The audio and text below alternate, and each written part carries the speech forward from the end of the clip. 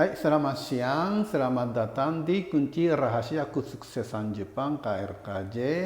Kali ini 59 ya. Ya. Dan kali ini kalimat adalah Ningen wa kangaeru ashi de aru. Ya, kalimat ini sebenarnya kalimat dari pakar filsafat orang Prancis namanya Pascal ya. Dia katakan begitu, bicara begitu. Dan sebenarnya ya kalau kekhususan orang Jepang ya, salah satu kekhususan orang Jepang itu kalau ada kata-kata mutiara yang bagus dari luar negeri pun langsung terjemah ke bahasa Jepang gitu. Ya, makanya itu ya Jepang tuh maju ya seperti ini ya. Dan terjemahannya ya manusia adalah tumbuhan betung yang berpikir.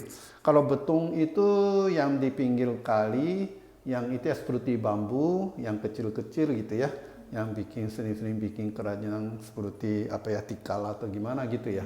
Ya, itu namanya betung ya. Jadi manusia adalah betung yang berpikir. Betung yang berpikir gimana gitu ya. Jadi ya maksudnya itu manusia itu kelihatannya hanya apa ya makhluk hidup biasa, tapi apa ya bisa berpikir gitu. Yang saya sering-seringnya di dalam training saya nanya itu apa bedanya manusia dan makhluk hidup yang lain ya, banyak yang jawabannya itu ya punya akal gitu kan ya, itulah sebenarnya maksudnya ya kan. Jadi namanya manusia adalah makhluk hidup yang punya akal ya. Kalau terjemahinnya agak itu ya agak luas ya, boleh bilang begitu ya.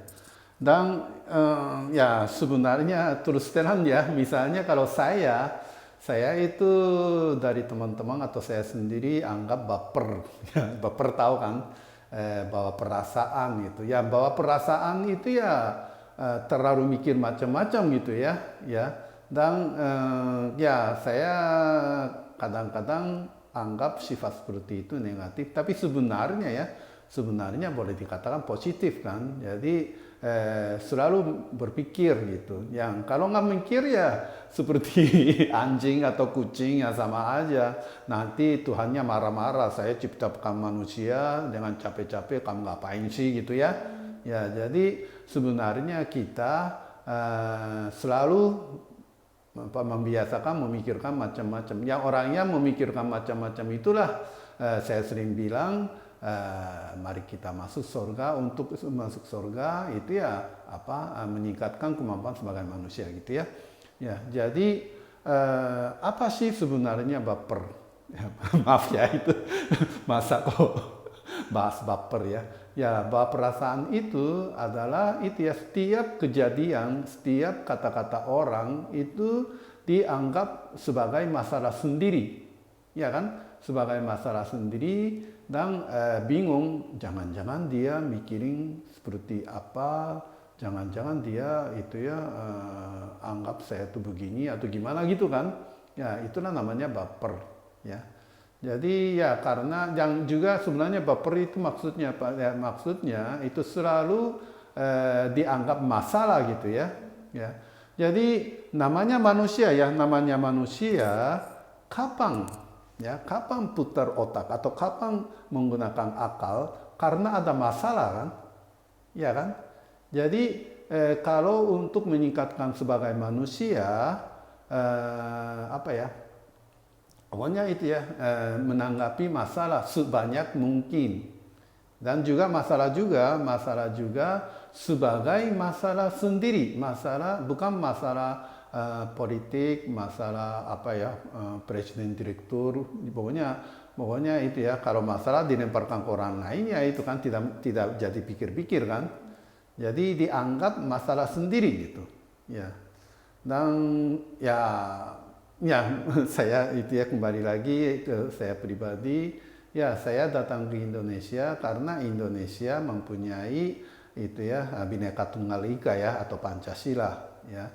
Dan sebenarnya itu filsafat Pancasila atau Bhinneka Tunggal Ika itu sangat berguna untuk mendamaikan dunia ya.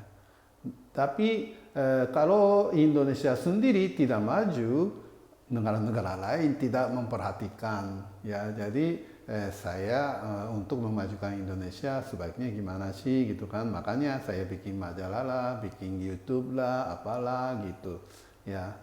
Ya, jadi ya justru ya perdamaian dunia, ya maaf ya, itu dianggap masalah saya sendiri gitu. Ya, makanya saya aktif menciptakan macam-macam. Ya, jadi ya pokoknya itulah. Memang ya, memang ya saya kadang-kadang juga ya memikirkan tanpa memikirkan masalah, kalau santai-santai saja betapa enaknya gitu kan. Tapi kalau orang yang tanpa mikir masalah dan setiap saat enak-enak, ya sama dengan kucing dan anjing. Ya Tuhan senang nggak? Ya seperti itulah.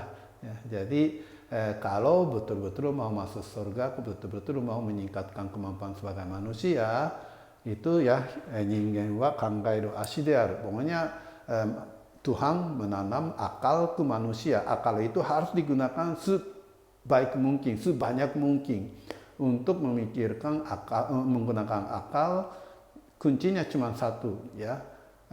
Anggaplah masalah macam-macam sebagai masalah pribadi, masalah Anda. Ya, seperti itu. Ya, dengan begitu meningkatkan sebagai kemampuan sebagai manusia dan maju terus demi mari kita masuk surga. Terima kasih.